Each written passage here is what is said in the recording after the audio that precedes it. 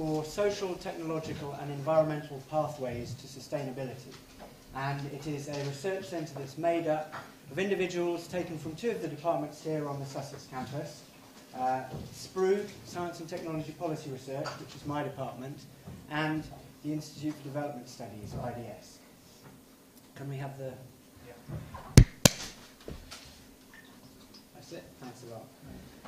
So what I'd like to do today is really to give you a very brief outline of some of the debates that have been going on here at Sussex around this issue, around growth, development and environmental limits way back to 1970, and also to introduce you again very briefly to just a small part of the research that continues here, focusing of course on the work of the STEP Centre where I work, but in the knowledge that there are many other groups and individuals at Sussex who engage in this work through their research and their teaching. And you'll see that the title there includes not only debates at Sussex but also manifestos.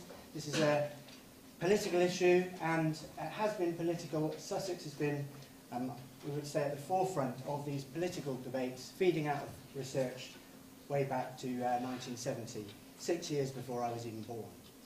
So, to go forward, The Limits to Growth, the first book published which really highlighted this back in 1972, you will all have heard of it, apparently the most widely translated environmental book in history, provoked quite a lot of discussion at Sussex, and from my colleagues at SPRU, a critique called Models of Doom, where they critiqued the model, the World 3 model that was put forward by the MIT group that produced Limits to Growth, primarily on the basis of its shaky assumptions and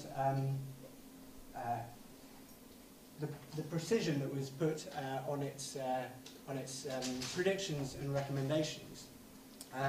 My colleagues back in 1973 also said that political issues and values were underemphasized in the analysis, and also that technological change, which came as a result of changing policies and politics, offered us hope for sustainable patterns of growth, which might actually overcome some of the limits that were being talked about by Meadows and colleagues from MIT.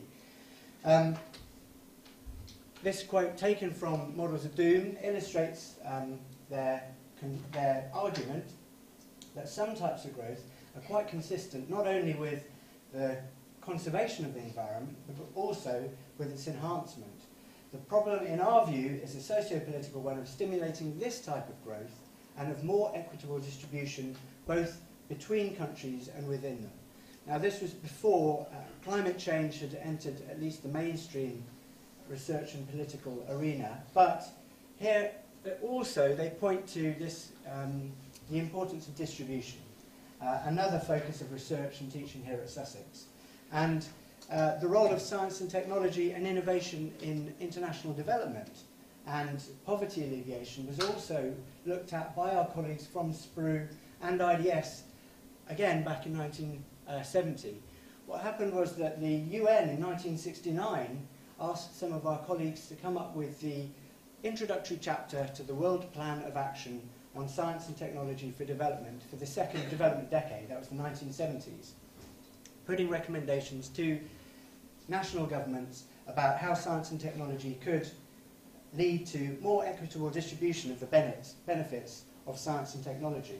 And what in the end happened to this document, which included qualitative and quantitative analysis and recommendations, was that it was rejected by the UN on the basis of its radical viewpoints, some of which have really stood the test of time and are still relevant today.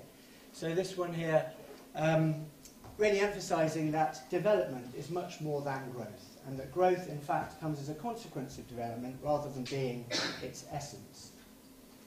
Nevertheless, despite that chapter, that document being rejected, it did go on to get published as an annex to this UN report and was called at the time the Sussex Manifesto, and went on to influence national policies, especially in developing countries around the world, including India and some countries in Latin America, and also the formation of what is now known as the IDRC, the International Development Research Centre of the Canadian government. So there was an impact. But we've taken forward this work in the STEP Centre to try to put together, with partners around the world, a new manifesto on innovation, sustainability and development which responds to some of the challenges of today.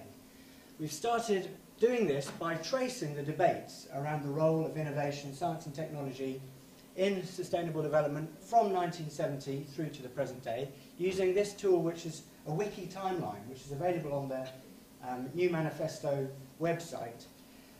This project, the new manifesto project, is going to be, as you probably know, the focus of the World Cafe discussions at lunchtime.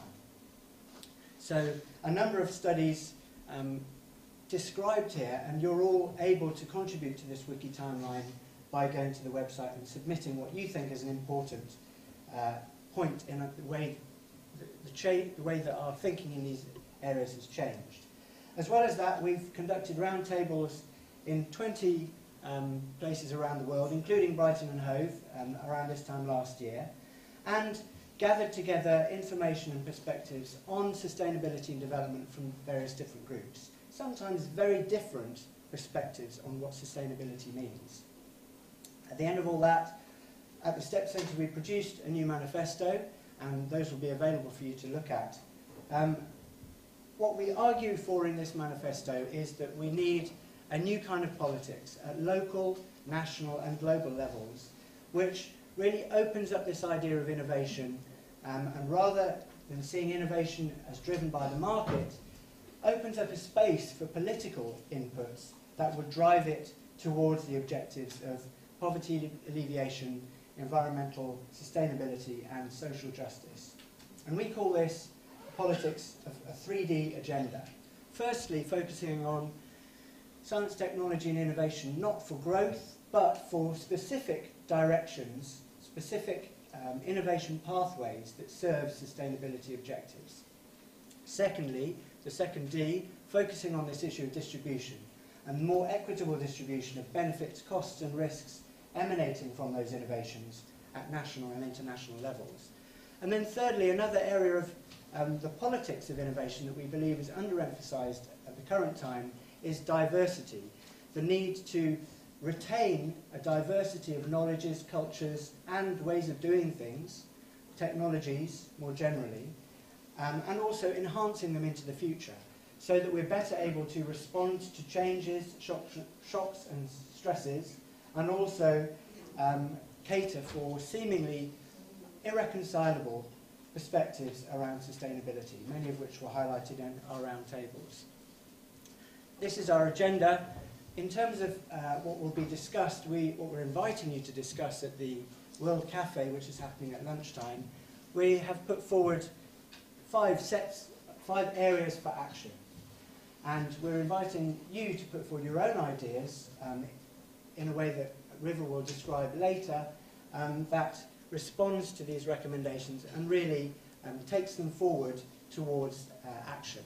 The first area is agenda setting, and this is really around how we can open up priorities for innovation so that wider groups of stakeholders and citizens can actually influence the agendas for innovation and the priorities that governments adopt in investing in innovation. In terms of funding, again, the questions here are around who controls what money is spent on science, technology and innovation, and how more marginalised groups can be brought into setting those funding priorities. The organising area for action is really how we can link the activities within research organisations and also other actors within the innovation system, not only for innovation for growth, for economic development, but also for these sustainability objectives. Capacity building, this area is around training and really trying to think about how we move beyond a focus on elite science measured by citations or publications to practical impacts on poverty alleviation, social justice and environmental sustainability. And then lastly, in terms of monitoring, evaluation and accountability, here we're interested in how we can hold those decision makers to account and put pressure on them so that their decisions, their investments, their policies in the area of innovation respond to these important global challenges as well as national challenges of competitiveness and growth.